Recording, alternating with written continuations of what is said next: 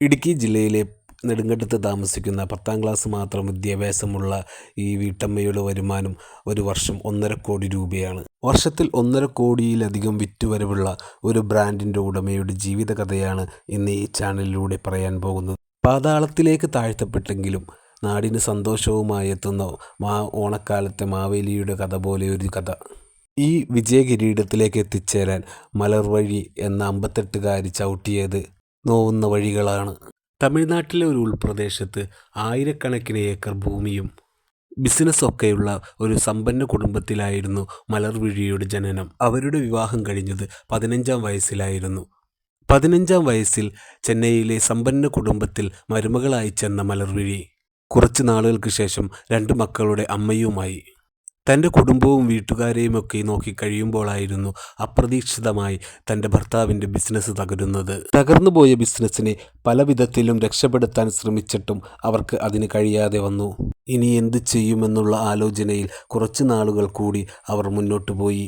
അവരുടെ കയ്യിൽ അവശേഷിച്ചിരുന്ന സ്വർണവും മറ്റു സാധനങ്ങളും വിറ്റ് പറക്കിക്കൊണ്ട് അവർ ബോഡിനായക്കന്നൂരിൽ നിന്ന് ഉടുമ്പൻചോലയിലേക്ക് വണ്ടി കയറി. ഏകദേശം 37 വർഷങ്ങൾക്ക് മുന്നെയാണ് അവർ ഉടുമ്പൻചോലയിലെത്തുന്നത്. തങ്ങളുടെ കയ്യിലുണ്ടായിരുന്ന കുറച്ച് കാശ് വച്ച് അവർ അവിടെ ഒരു 10 ഏക്കർ സ്ഥലം വാങ്ങുകയും ചെയ്തു.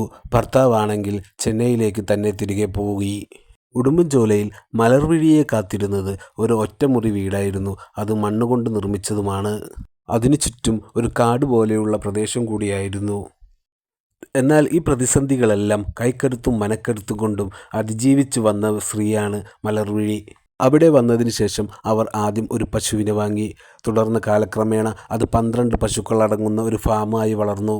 പശുക്കളിൽ നിന്നും മാസം അപ്രതീക്ഷിതമായ വരുമാനം ലഭിച്ചതോടുകൂടി മലർവിഴിയുടെ ജീവിതം പിന്നെയും സന്തോഷത്തിലായി. പിന്നീട് അവർ ഏലം കൃഷിയിലേക്ക് തിരിഞ്ഞു. ഏലം കൃഷി നടത്തുമ്പോഴും അവർ പശുഫാമിൽ നിന്ന് ഒഴിവാക്കിയിരുന്നില്ല. ഒപ്പം തന്നെ തേനീച്ച വളർത്തലും കൂൺ കൃഷിയും മത്സ്യകൃഷിയും അക്വാപോണിക്സ് അടക്കമുള്ള നൂതന കൃഷിരീതികളും പതിറ്റാണ്ടുകൾക്ക് മുമ്പ് തന്നെ അവർ നടപ്പാക്കാൻ ശ്രമിച്ചിരുന്നു. കൂടാതെ കാർഷിക വിളകൾ മൂല്യവർദ്ധിത ഉൽപ്പന്നങ്ങളാക്കി അവർ സംരംഭകയുമായി മാറി.